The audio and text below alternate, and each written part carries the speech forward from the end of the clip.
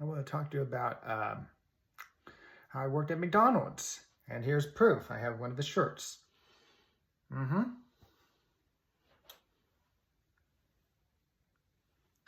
So, I'm going to tell you the story now. I don't know in any order. I'll just do it in chronological order. And, there are times when I might mix up, like my memory isn't what it... So, in September 2013, a teacher of mine suggested that I should have a job. So with her friend's help, they put in a good word for me, and I filled out a job application at school when I was in special ed, and I had some help, and I dressed nicely. I don't have the photos, so I was doing my best, and almost immediately I was hired. But they said after orientation, then I could officially work. It was mainly for everyone. Okay. He was a manager. The person who interviewed me, it was like maybe 5 to 10 minutes. I don't know. But it was around there. And,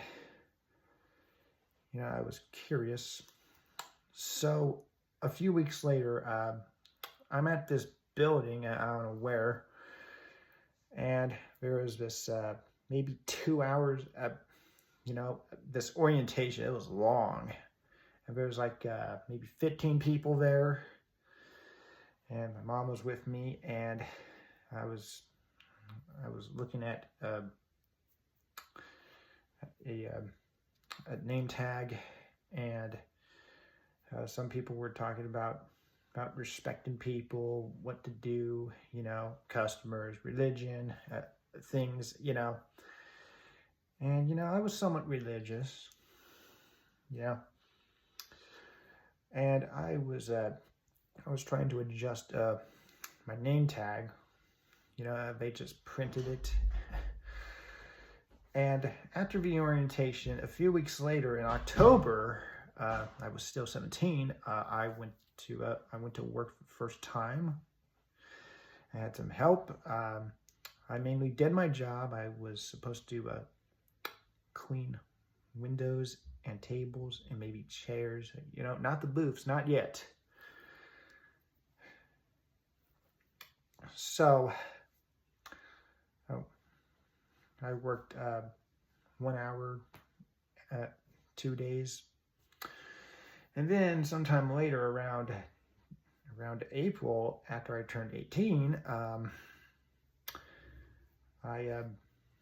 was thinking maybe I'll tell my boss I just want to change my hours. Now, I may have changed my days. My original schedule was 1 hour, so it was on Tuesday and Thursday, or was it Wednesday and Friday? I don't remember. But, as I had my days changed, okay, like I went to work this day and then the other day, like it's just, so I worked 2 hours on each day, and I was supposed to clean more tables, especially this place, like this table was like, and then over here, this thing, it's part of the table, and then there are these stools, the tall ones and the one without the thing, And I'm like, okay. And then after I graduated, in June, I had my hours, and I had to mop and sweep the floors as well. I'm like, okay, this is nice. And then later, the big windows. Now, you've seen some small windows. Now, these ones you had to clean. This is during the summer, both sides. Like from the inside, that's one thing. And they were dirty. They were worse outside. Like, for 30 minutes, like, Like I was tired, like I was thirsty. I wanted water. You know, this is when I started drinking Dr. Pepper, you know, a lot. You know, and I just, you know, and work got harder, you know, around 2015, you know, the same. And then around 2016, you know, I was interested in French fries, you know, and they just added hash browns to the menu. And this was around rush hour. My shift just started, and I did some training. And a few weeks later, I mainly did French fries more than cleaning. And there's this soda thing that kept leaking, and I didn't want to clean the thing with the, you know, and I'm like, and there's some ketchup near it, and I'm like, you know, and I had to clean part of a wall, you know. And if you know what the sprays look like, you got different types of blue, all that. And one time I made a milkshake, or was it a sundae, and I was within a year, you know, 2017, I got used to making French fries, and then around 2018, I did less of French fries, and I was interested in back wall, like the chicken, you know, and then the chicken nuggets and the egg and all that stuff. And then around 2019, I was doing some of that, and I was allowed to go on the grill, like actually grill, you know, with the season. And then did I make the cheeseburgers like I put on the paper and make it? Yeah, I like that. It's called assembly.